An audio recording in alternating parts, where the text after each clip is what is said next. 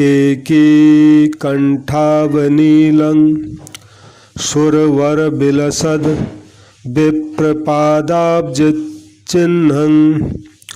शोभाढ्यं पीतवस्त्रं सरसिजनयनं सर्वदा सुप्रसन्नं पाणौ नाराचचापं कपिनकरयुतं बन्धुना सेव्यमानं नौमीड्यं जानकीशं रघुवरमनिशं पुष्पकारूढरामं नौमीड्यं जानकीशं रघुवरमनिशं पुष्पकारूढरामं। गोस्वामी तुलसीदास जी भगवान रामचंद्र जी की वंदना करते हुए लिखते हैं, मोर के कंठ की आभा के समान यानी हरिताभ नील वर्ण जो हैं देवताओं में श्रेष्ठ हैं। ब्राह्मण भृगु जी के चरण कमल के चिन्ह से जो सुशोभित हैं, शोभा से पूर्ण हैं, पीताम्बरधारी हैं, कमल नेत्र हैं, सदा परम प्रसन्न रहने वाले, हाथों में बाण और धनुष धारण किए हुए, बाण समूह से युक्त, भाई लक्ष्मण जी से सेवित, स्तुति किए जाने योग्य श्री जानकी जी के पति, रघुकुल श्रेष्ठ, पुष्पक विमान पर सवार श्री रामचंद्र जी को मैं निरंतर नमस्कार करता हूँ। गोस्वामी तुलसीदास जी महाराज की जय। उमा महेश्वर भगवान की जय। श्री सीताराम जी महाराज की जय। श्री हनुमंत लाल जी महाराज की जय। सब संत भक्तों की जय। सभी श्रोताओं का मेरे संत कल्याण वाणी चैनल में हार्दिक स्वागत है। आज मैं श्री रामचरितमानस जी में वर्णित धनुष भंग का प्रकरण सुनाने जा रहा हूँ। तो धनुष भंग का जो प्रकरण है उसमें जनक जी के यहाँ रखा हुआ था शिव जी का धनुष पिनाक। तो उन्होंने ये प्रण किया हुआ था, जो भी इस शिव जी के धनुष को तोड़ेगा उसके साथ मैं अपनी पुत्री का विवाह कराऊंगा। तो यज्ञशाला में राम लक्ष्मण जी अपने गुरु विश्वामित्र जी के साथ पधार चुके थे। सब राजा लोग पधार चुके थे, ऋषि मुनि भी पधार चुके थे। तो अब सीता जी भी आई। सीता जी जब आई तो गोस्वामी तुलसीदास जी लिखते हैं, चली संग लय सखी सयानी, गावत गीत मनोहर बानी, सोह नवल तनु सुंदर सारी, जगत जननी अतुलित छब्भारी। तो सयानी सखियाँ सीता जी को साथ लेकर मनोहर वाणी से गीत गाती हुई चली। सीता जी के नवल शरीर पर सुंदर साड़ी सुशोभित है। जग जननी सीता जी की महान छवि अतुलनीय है। सब आभूषण अपनी अपनी जगह पर सुंदर सुशोभित हो रहे हैं, जिन्हें सखियों ने हर अंग में भली भांति सजा कर पहनाया है। जब सीता जी ने रंगभूमि में यानी यज्ञ मंडप में पैर रखा तब उनका दिव्य रूप देखकर स्त्री पुरुष सब मोहित हो गए। रंग भूमि जब सिय पगुधारी, देख रूप मोहे नर नारी, और हर्षित सुरन दुंदभी बजाई, बरस प्रसून अप्सरा गाई। देवताओं ने हर्षित होकर नगाड़े बजाए और फूल बरसाकर अप्सराएं भी गाने लगी। सीता जी के चरण कमलों में सुंदर जयमाला सुशोभित हो रही है। सब राजा चकित होकर अचानक उनकी ओर टकटकी लगा के देखने लग गए। सीता जी चकित चित्त से श्री रामचंद्र जी को देखने लगी। तब सब राजा लोग मोह के वश हो गए। सीता जी ने मुनि के पास बैठे हुए दोनों भाइयों को देखा तो उनके नेत्र अपना खजाना पाकर वहीं श्री राम जी में ही लगकर स्थिर हो गए। गुरुजन लाज समाज बड़, देख शीय सकुचान, लाग बिलोकन सखिन तनो, रघुबीर रही उरान।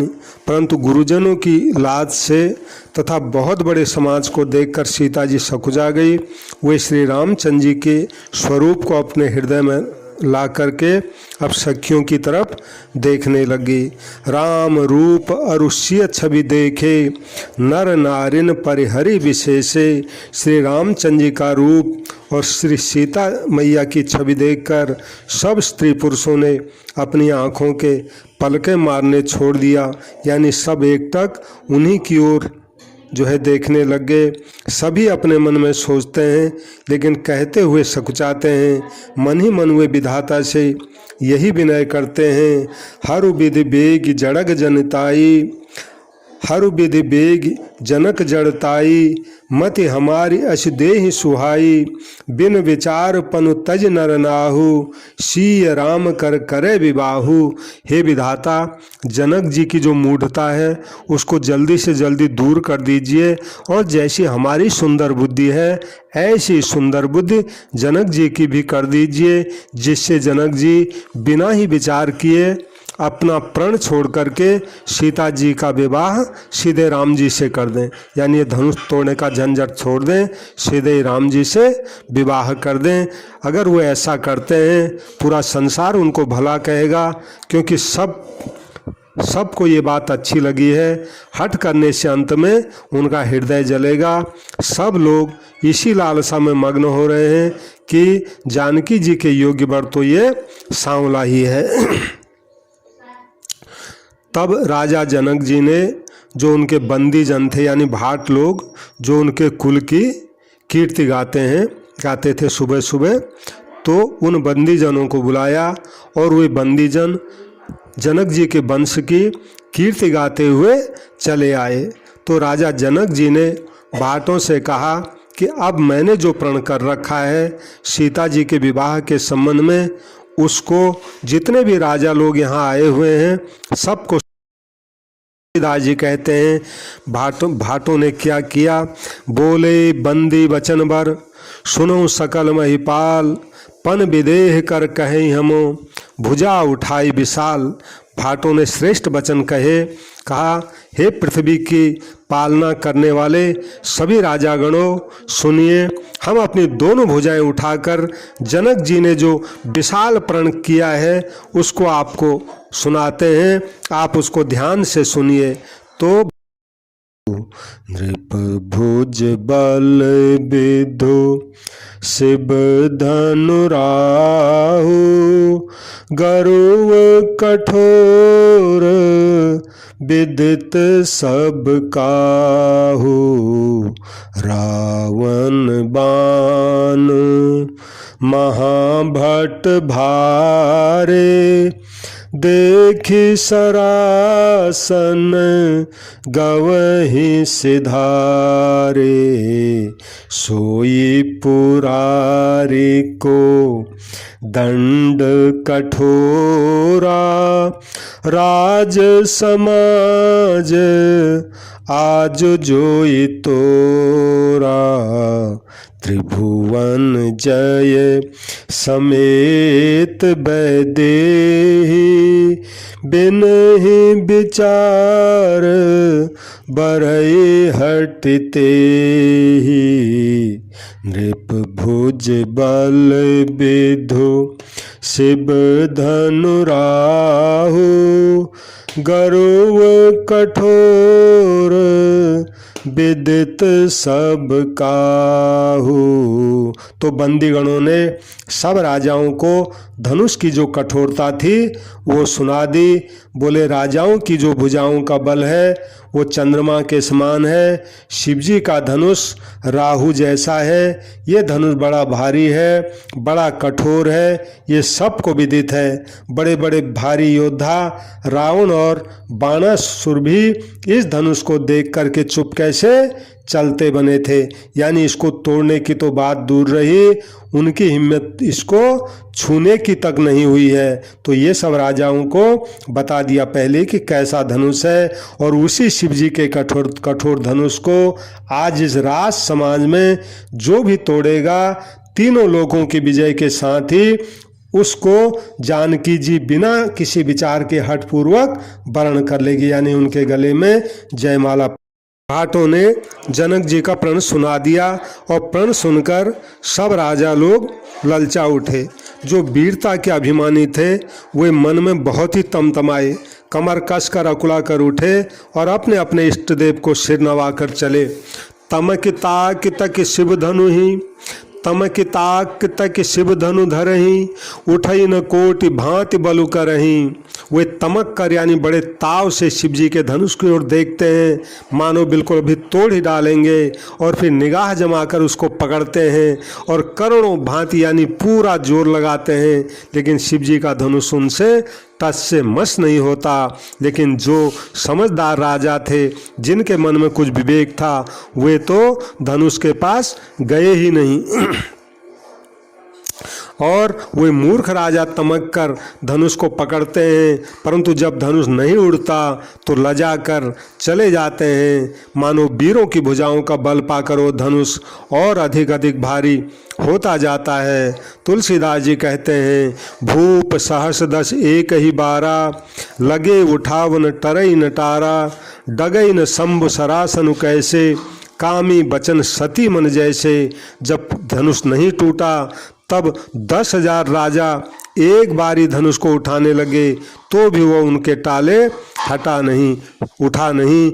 शिवजी का धनुष कैसे नहीं दिखता, जैसे कामी पुरुष के वचनों से सती का मन कभी चलायमान नहीं होता। तो 10,000 कहने का मतलब ये है कि 10,000 एक साथ तो एक धनुष को उठा नहीं सकते, क्योंकि धनुष इतना लंबा चौड़ा तो होता नहीं।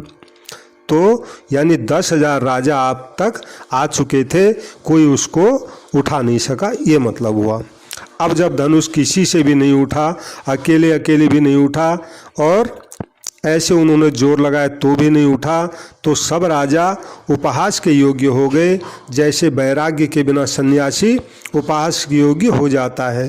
कीर्ति, विजय, बड़ी वीरता, इन सब को वे धनुष के हाथों बरबस हार कर चले। राजा लोग हृदय से हार कर श्रीहीन हो गए और अपने अपने समाज में जाकर बैठ गए। राजाओं को असफल देखकर जनक जी को बहुत दुख हुआ।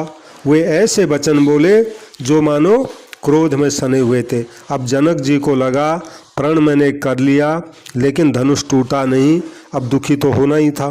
तो क्या बोले जनक जी?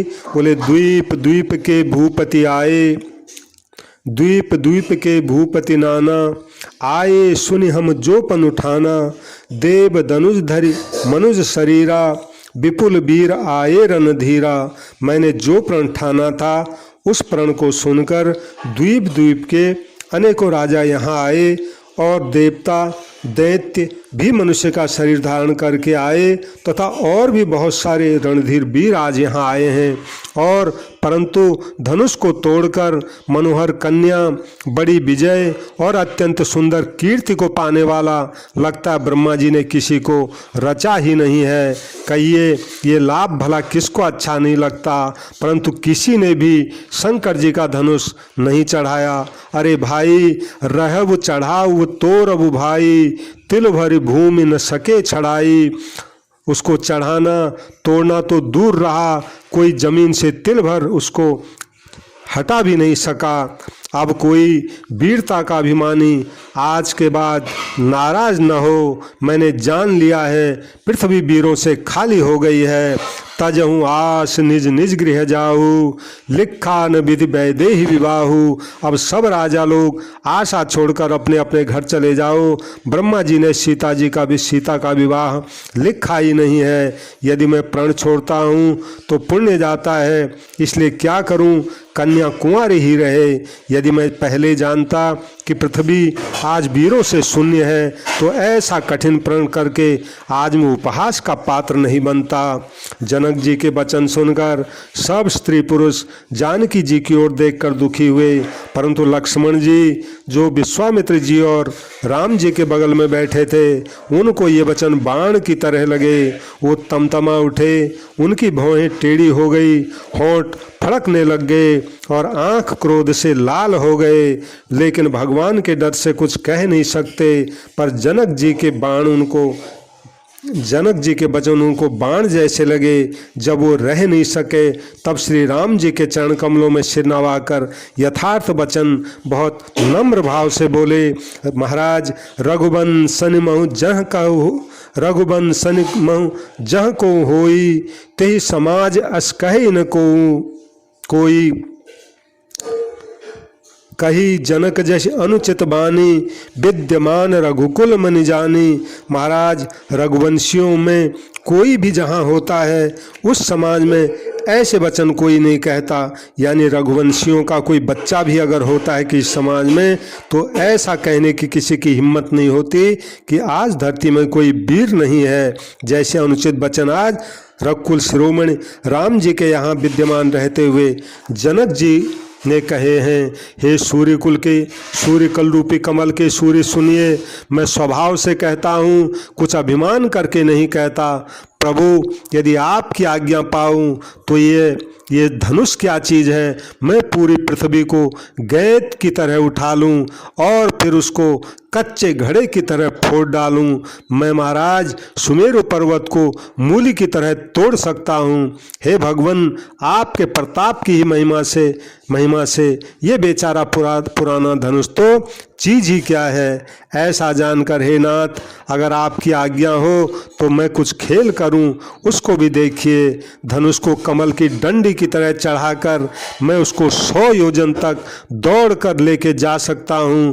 तोरों छद्रक जंद जिमी तव प्रताप बलनाथ, जो न करूं प्रभु पद समत कर्ण धरों धनुहा भात। हे नाथ आपके प्रताप के बल से धनुष को मैं बरसाती छत्ते की तरह तोड़ दूंगा। यदि ऐसा नहीं करूं तो प्रभु आपके चरणों की सौगंध है, आज के बाद फिर मैं कभी धनुष और तरकस बाण कभी हाथ में नहीं लूंगा। तो लखन जी जब ऐसा बोले तो उसका क्या असर हुआ ये तुलसीदास जी कहते हैं, क्योंकि लखन जी शेषनाग के अवतार हैं। धरती शेषनाग जी के सिर पे है तो क्या असर हुआ। लखन सकोप बचन जे बोले, डगमगान महि दिग्गज डोले, सकल लोग सब भूप डराने, सिय ही हर्ष जनक सकुचाने। जो ही लक्ष्मण जी ने क्रोध भरे वचन बोले पृथ्वी डगमगा उठी, दिशाओं के हाथी कांपने लग गए। सब जितने भी सभा में लोग आए थे वो राजा सब डर गए। सीता जी के हृदय में बड़ा हर्ष हुआ और जनक जी ने जो बोला था उसको सोचकर वे सकुचा गए। गुरु जी, विश्वामित्र जी, श्री रघुनाथ जी और सब मुनि मन में बहुत प्रसन्न हुए और बार बार पुलकित होने लगे। श्री रामचंद्र जी ने इशारा करके लक्ष्मण जी को मना किया और प्रेम सहित फिर अपने पास में बैठा लिया। तो विश्वामित्र समय शुभ जानी, बोले अति स्नेहमय बानी। कहने का मतलब ये है लखन जी ने बोला था वही बात राम जी के मन में भी चल रही थी, लेकिन राम जी शालीन स्वभाव के हैं, उनको लगा गुरु जी आज्ञा ने जब ही कुछ होगा। और राम जी के मन का भाव विश्वामित्र जी समझ गए और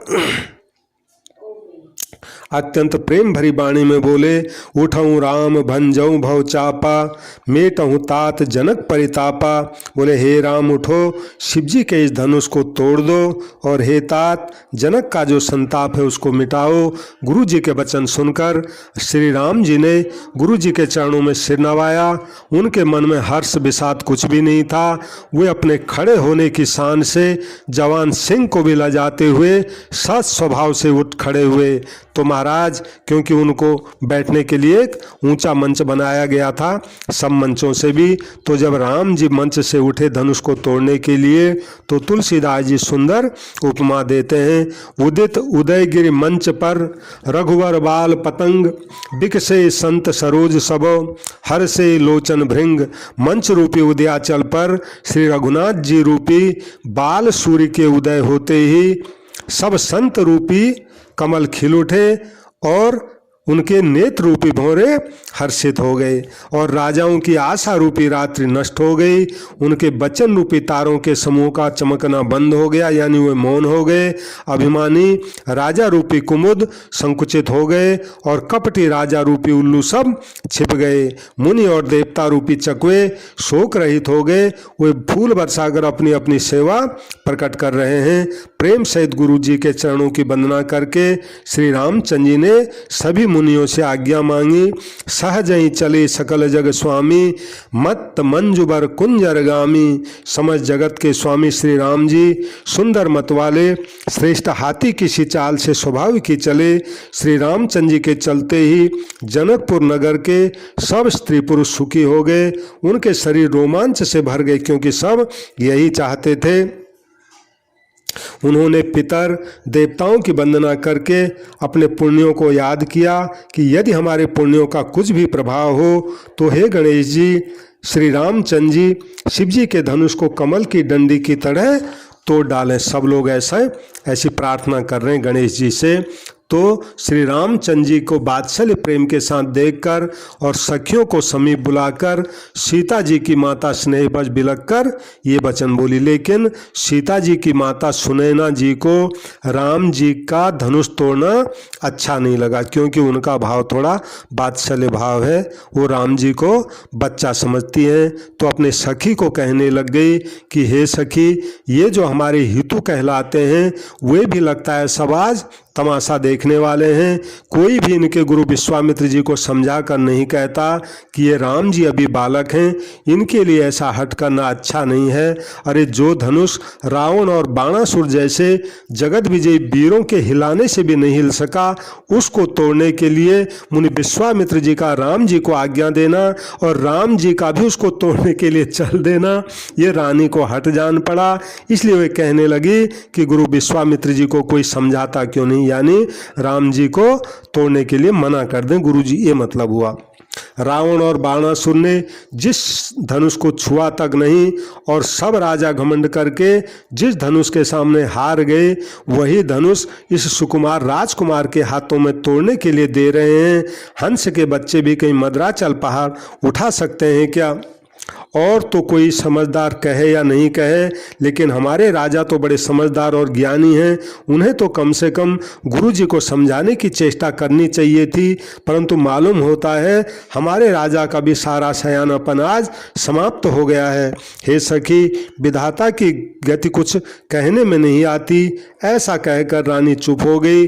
तब एक चतुर सखी जो थी सुनैना जी की, वो कोमल वाणी से बोली, हे रानी, तेजवान को कभी छोटा करके नहीं समझना चाहिए। तेजवंत लघु गनियन रानी, कहाँ कुंभज कहाँ सिंधु अपारा, सो से सुजस सकल संसारा।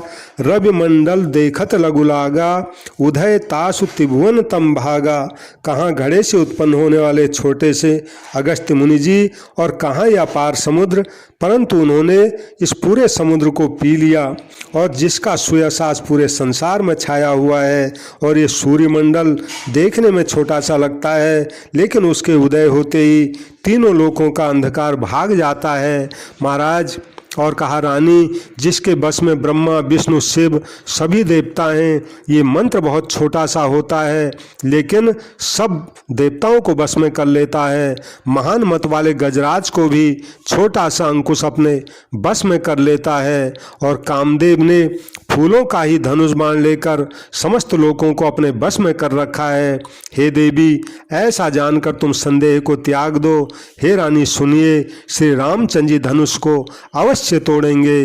भंजब धनुष राम सुन रानी। सखी के वचन सुनकर रानी को विश्वास हो गया, उनकी उदासी मिट गई और श्री राम जी के प्रति उनका प्रेम अत्यंत बढ़ गया।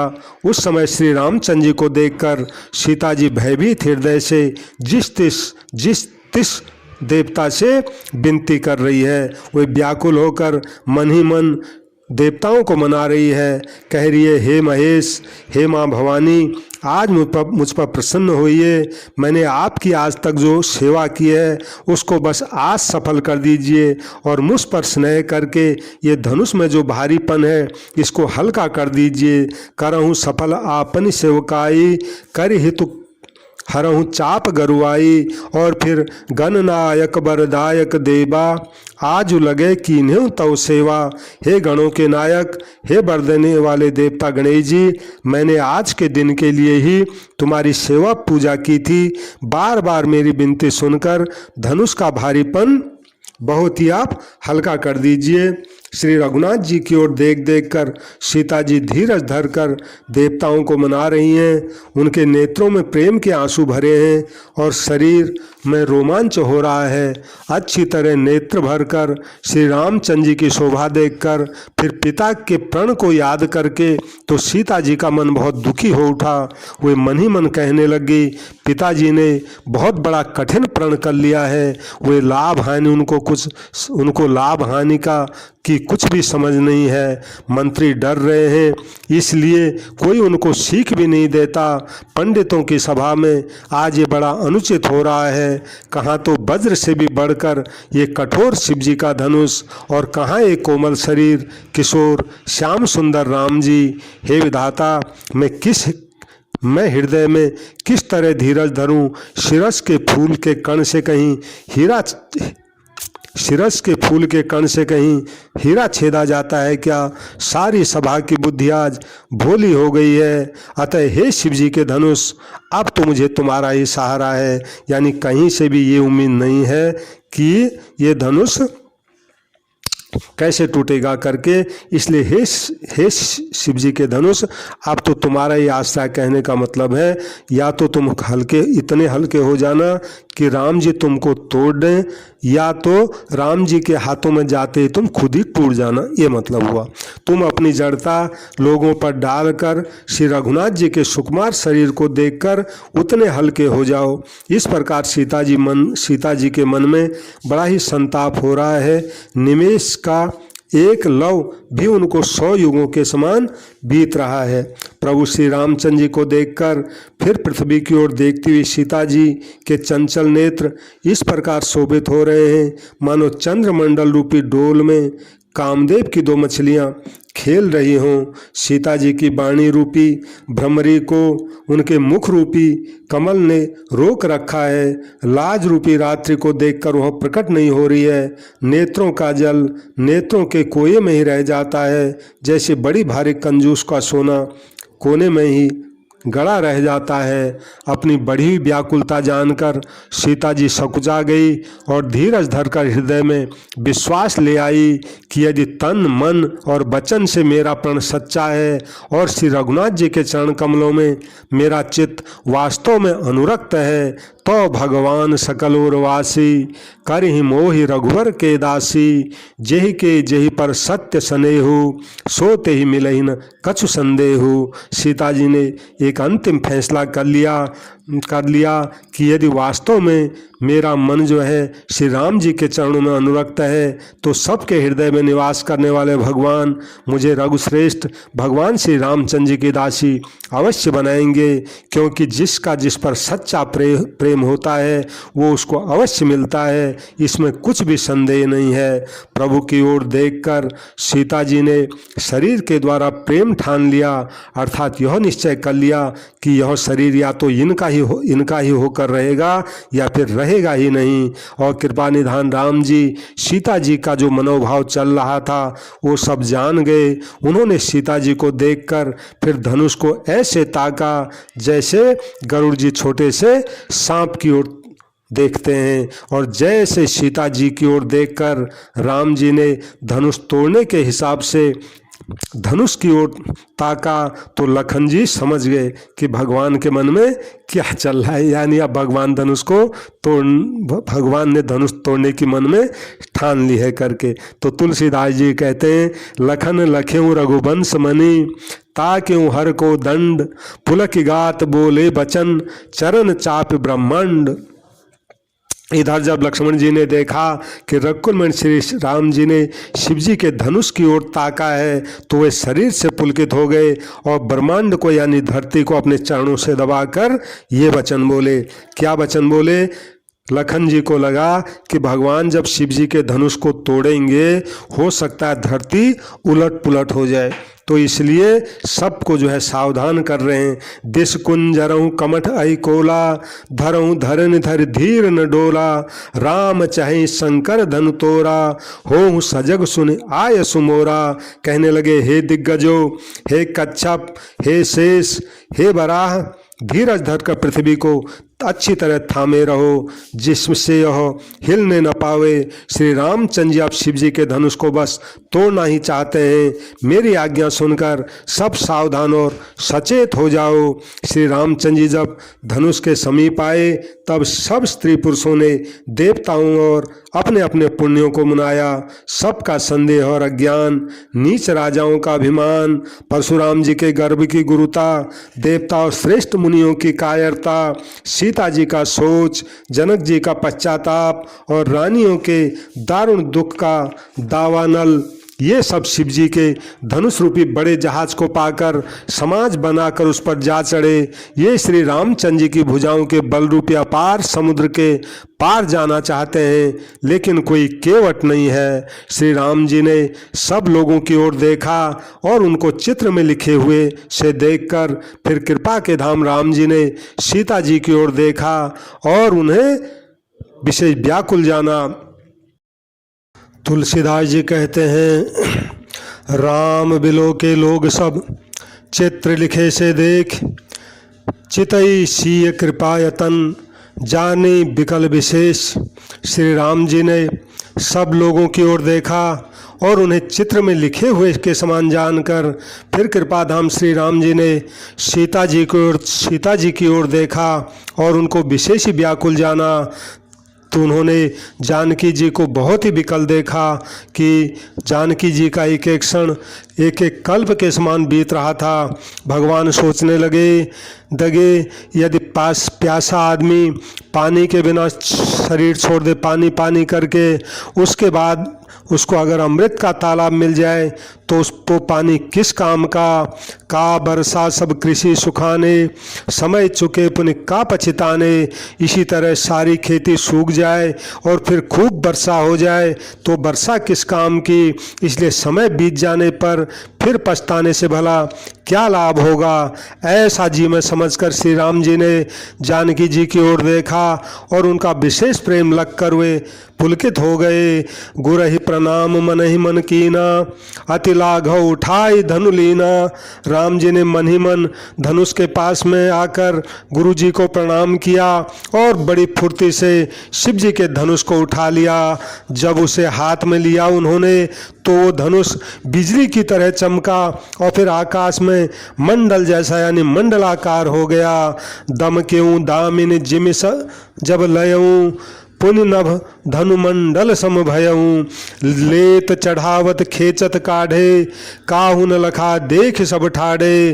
तो धनुष को लेते चढ़ाते और जोर से खींचते हुए किसी ने देखा ही नहीं।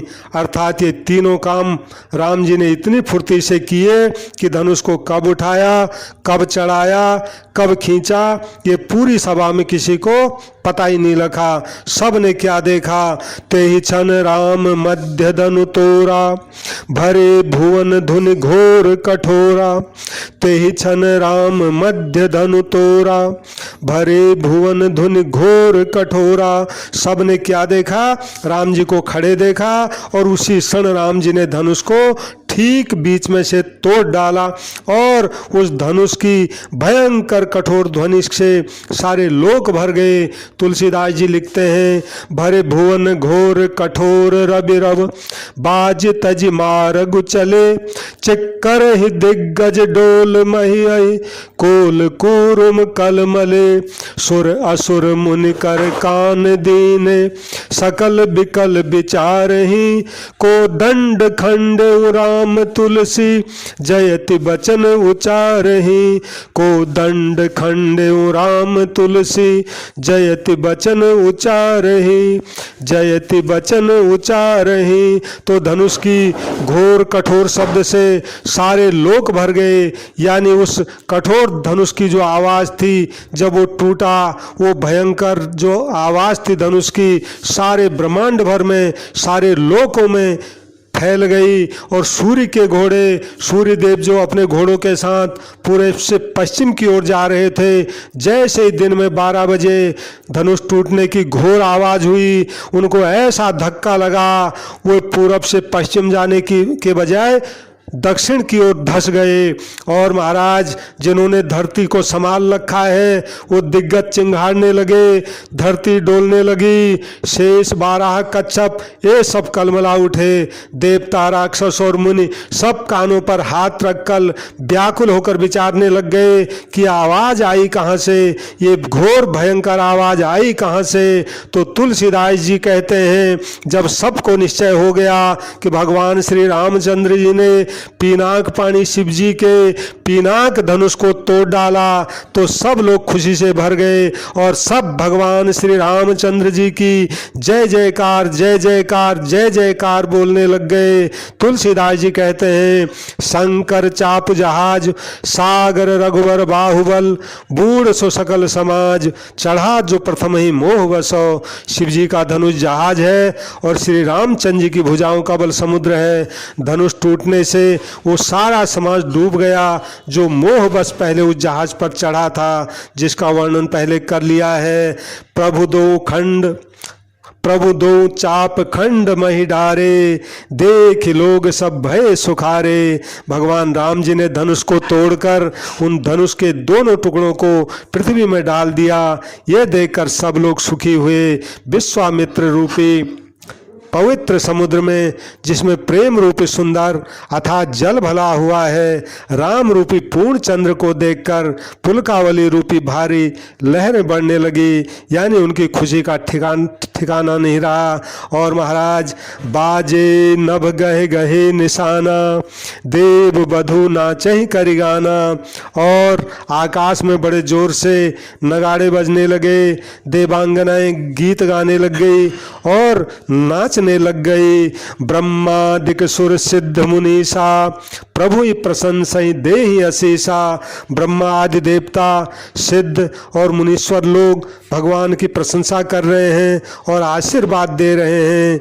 बरसहि सुमन रंग बहुमाला,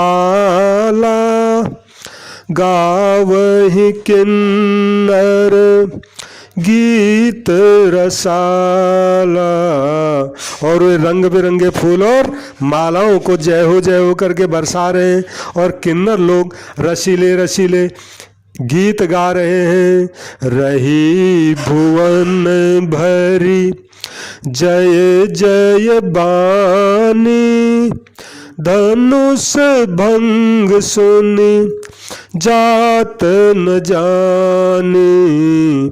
मुदित कहि जहाँ तहाँ नर नारी, भंजेउ राम शंभु धनु भारी। सारे ब्रह्मांड में जय जयकार की ध्वनि छा गई, जिससे धनुष टूटने की ध्वनि जान ही नहीं पड़ती। यानी जय जयकार इतनी जोर शोर से होने लगी पूरे ब्रह्मांड में कि धनुष टूटने की जो भयंकर गर्जना थी वो तो दब गई। और स्त्री पुरुष जहाँ तहाँ प्रसन्न होकर कह रहे हैं कि जो ये आवाज़ आई है, ये सारी आवाज़ श्री राम जी ने जो शिव जी का के भारी धनुष को तोड़ा है उसी की आवाज़ है।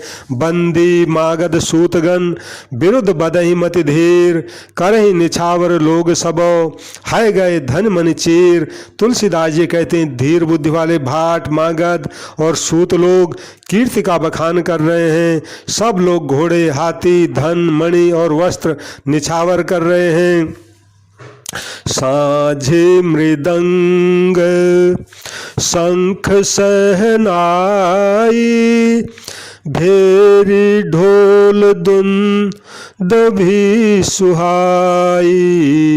बाजहि बहुबा जने सुहाए, जहाँ तहाँ जो बतिन मंगल गाए। सखिन सहित हर सियति नारानी, सुखत धान पराजन पानी। और झांझ मृदंग शंख सहनाई भेरी ढोल और सुहावने नगाड़े आदि बहुत प्रकार के सुंदर सुंदर बाजे बज रहे हैं। जहाँ तहाँ युवतियाँ मंगल गीत गा रही हैं। सखियों सहित रानी सुनैना जी अत्यंत हर्षित हुई, मानो सूखते हुए धान पर पानी पड़ गया हो। जनक जी ने सोच त्याग कर सुख प्राप्त किया, मानो तैरते तैरते थके हुए पुरुष ने किनारा पा लिया हो। और धनुष टूट जाने पर जो दुष्ट राजा थे वो ऐसे निस्तेज हो गए जैसे दिन में दीपक की शोभा जाती रहती है। तुलसीदास जी कहते हैं शीय सुखई बरनिय की भांति, जनु चात की पाई जल स्वाति। सीता जी को जो सुख अभी हो रहा है उसका वर्णन भला कैसे किया जाए, जैसे चातकी को स्वाति का जल मिल गया हो। राम ही लखन बिलोकत कैसे, शशि चकोर किशोर कुजैसे। सतानंद तब आय सुदीना, सीता गमन राम पहि कीना। श्री रामचंद्र जी को आज लखन जी किस प्रकार देख रहे हैं, जैसे चंद्रमा को चकोर का बच्चा टकटकी लगाकर एक टक होके देख रहा हो। तब सतानंद जी ने जो जनक जी के कुलगुरु हैं आज्ञा दी और सीता जी ने राम जी के पास गमन किया। संग सखी सुंदर चतुर गावहि मंगल चार, गवनी बाल मराल गति सुषमा अंग पार। साथ में सुंदर चतुर सखियां मंगलाचार के गीत गा रही हैं। सीता जी बाल हंसने की सी चाल से चली, उनके अंगों की जो शोभा है वो अपार है। सखियों के बीच में सीता जी कैसी सुंदर सुशोभित हो रही हैं, जैसे बहुत सी छवियों के बीच में महाछवि शोभायमान हो। कमल के समान सुंदर हाथों में उनके जयमाला है, जिसमें विश्व विजय की शोभा छाई हुई है। कर सरोज जय माल सुहाई, विश्व विजय सो भाजे ही छाई। कर सरोज जय माल सुहाई, विश्व विजय सो भाजे ही छाई। सीता जी के शरीर में संकोच है पर मन में बहुत उत्साह है। उनका यह गुप्त प्रेम किसी को जान नहीं पड़ रहा है। समीप जाकर श्री रामचंद्र जी की शोभा को देखकर राजकुमारी सीता जी बिल्कुल चित्र में लिखी की तरह हो गई। अब चतुर सखी ने सीता जी की ये दशा देखकर समझाकर कहा, सीता ये सुहावनी जयमाला रामचंद्र जी को पहनाओ। ये सुनकर सीता जी ने दोनों हाथों से जयमाला उठाई, पर प्रेम के विवश होने से जयमाला सीता जी के द्वारा पहनाई नहीं जा रही है। सोहत जनु जुग जलज सनाला शशि सभीत देत जय माला गावहि छवि अव लोकी सहेली सिय जय माल राम उर्मिली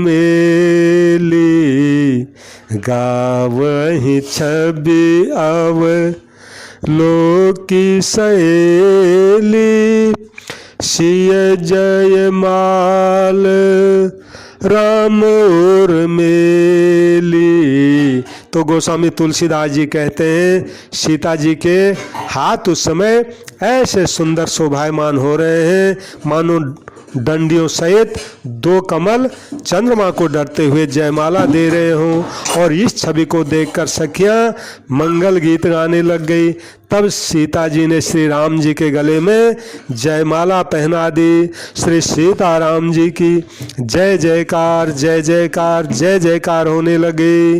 रघुबर उर जयमाल देख देव बरसहि सुमन सकुचै सकल भुआल जनु बिलो किरवि कुमुदगन। तो तुलसीदास जी कहते हैं श्री रघुनाथ जी के हृदय पर जयमाला देख करके देवता फूल बरसाने लग गए। समस्त राजागण इस प्रकार सकुचा गए मानो सूर्य को देखकर कुमुदों का समूह सिकड़ गया हो। अब तो महाराज पुर अरु व्योम बाजने बाजे खल भय मलिन साधु सब राजे सुर किन्नर नर नाग मुनीसा जय जय जय कहीं दे असीसा। सुर किन्नर नर नाग मुनीसा जय जय जय कहीं दे असीसा। नाचहि गावहि विबुध बधूटी बार बार कुसो मांजलि छूटी जहाँ तहाँ विप्र वेद धुन करही बंदी बिरदा वलि उच्चरही मही पाताल नाक जसु व्यापा राम बरीसिय भंजे ऊंचापा राम बरीसिय भंजे ऊंचापा। अब तो महाराज जनकपुर में नगर में और आकाश में बाजे बजने लग गए। दुष्ट जो लोग थे उदास हो गए और सज्जन लोगों की खुशी का ठिकाना नहीं रहा। देवता किन्नर मनुष्य नाग और मुनीश्वर ये सब जय जयकार कर रहे हैं और आशीर्वाद दे रहे हैं और देवताओं की स्त्रियां भी नाच रही हैं गा रही हैं बार बार अपने हाथों से फूलों को अंजलि में लेकर जय जयकार करके सीताराम जी के ऊपर बरसा रही हैं। जहाँ जहाँ ब्राह्मण लोग वेद ध्वनि कर रहे हैं भाट लोग जनक जी की कुल कीर्ति का गान कर रहे हैं। पृथ्वी में पाताल में और स्वर्ग में तीनों लोकों में यश फैल गया कि श्री राम जी ने शिव जी का धनुष तोड़ दिया और सीता जी को वरण कर लिया। नगर के नर नारी आरती कर रहे हैं और अपनी अपनी हैसियत को भुलाकर निछावर कर रहे हैं। सोहत सिय राम के जोरी छवि श्रृंगार मनु एक ठोरी। श्री सीता और राम जी की जोड़ी ऐसी सुशोभित हो रही है मानो सुंदरता और श्रृंगार रस एक साथ इकट्ठे हो गए हों। सखी कह रही है, सीते स्वामी के चरण छुओ, किंतु सीता जी अत्यंत भयभीत हुई, चरण नहीं छूती। गौतम तीय गति सुरति करी, नहीं परसति पग पान, मन विहसे रघुवंश मनि, प्रीति अलौकिक जान। तो सीता जी गौतम जी की स्त्री माता अहिल्या की गति को याद करके श्री राम जी के चरणों को हाथों से स्पर्श नहीं कर रही हैं। सीता जी की इस अलौकिक प्रीति को जानकर रघुकुलमणि श्री राम जी मन में बड़े प्रसन्न हुए। सीता जी को ये लगा कि भगवान के चरणों की धूलि लगने से पत्थर बनी हुई अहिल्या का उद्धार तो हो गया, वो पत्थर से स्त्री तो बन गई, लेकिन उनका भगवान से वियोग हो गया, वो भगवान के साथ फिर रह नहीं पाई। तो ऐसा ही प्रयोग, कहीं इसका उल्टा प्रयोग आज मेरे साथ नहीं हो जाए, मैं भगवान के श्री चरणों को स्पर्श करूं, भगवान के चरणों की धूल मुझ पर लग जाए, और कहीं ऐसा ना हो कोई मैं स्त्री से पत्थर बन जाऊं तो भी मेरा भगवान से वियोग हो ही गया। और अगर मैं चरण छूने से, चरण धूलि के स्पर्श होने से भगवान से अगर मेरा वियोग हो गया तो ये भी ठीक नहीं है। तो ये बात को मन में समझ के सीता जी चरणों को स्पर्श करने से डर रही हैं। उस समय सीता जी को देखकर कुछ लोग ललचा उठे। वे दुष्ट कपूत और मूढ़ राजा मन में बहुत तमतमाए, अभागे उठकर कवच पहनकर जहाँ तहाँ गाल बजाने लग गए और कहने लग गए, सीता को छीन लो, दोनों राजकुमारों को पकड़कर बांध लो, धनुष तोड़ने से कुछ नहीं होगा, इसकी चाह पूरी नहीं होगी। हमारे जीते जी इस राजकुमारी को भला कौन ब्याह सकता है। यदि जनक जी कुछ इनकी मदद करें तो युद्ध में दोनों भाइयों सहित जनक जी को भी जीत लो। ये वचन सुनकर जो साधु सज्जन राजा थे वे कहने लगे, इस निर्लज्ज समाज को देखकर तो आज लाज भी लजा गई है, और कहने लग गए, अरे तुम्हारा बल प्रताप वीरता बढ़ाई और प्रतिष्ठा सब तो धनुष के साथ ही चली गई, वही वीरता थी या और वीरता भी अभी कहीं से और आ गई है, जो तुम इतना ऐसी बातें कर रहे हो, ऐसी दुष्ट बुद्धि है, तभी तो विधाता ने तुम्हारे मुख पर कालिक पोत दी है। अरे भैया, देखऊं राम ही नयन भरी, तजी ऋषा मद मोह, लखन लखेऊं पावक प्रबल, जान सलभ जनि हो। ईर्ष्या घमंड और क्रोध छोड़ करके नेत्र भर के श्री सीताराम जी की छवि को निहार लो। लक्ष्मण जी के क्रोध को प्रबल अग्नि जानकर उसके पतंगे मत बनो, नहीं तो तुम अभी भस्म हो जाओगे। जैसे गरुड़ का भाग कौवा चाहे, सिंह का भाग खरगोश चाहे, बिना कारण क्रोध करने वाला अपनी कुशल चाहे, शिव जी से विरोध करने वाला सब प्रकार की संपत्ति चाहे, और लोभी लालची सुंदर कीर्ति चाहे, कामी मनुष्य निष्कलंकता चाहे, तो कभी क्या पा सकता है। और श्री हरि के चरणों से विमुख मनुष्य अपनी परम गति चाहे तो क्या वो पा सकता है। हे राजाओं, ठीक ऐसे सीता जी के लिए तुम्हारा लालच भी वैसा ही है। तो इस प्रकार कोलाहल सुनकर सीता जी भी शंकित हो गई। तब रानियां उन्हें वहां ले गई जहां सीता जी की माता थी। रामचंद्र जी ने मन में सीता जी के प्रेम का बखान करते हुए स्वाभाविक चाल से गुरु जी के पास राम जी भी चले गए। जय श्री राम। तो सभी श्रोताओं से मेरी विनती है, जो भी इस कथा को सुन रहे हैं, कृपया मेरे संत कल्याण वाणी चैनल को सब्सक्राइब करें, कथा को लाइक करें, शेयर करें। जहाँ भी मेरे को संतों की अच्छी अच्छी बातें लगेंगी मैं सब आपके आगे रखता ही रहूँगा। सबको प्रणाम, सबको राम राम। जय श्री राम, जय श्री राम।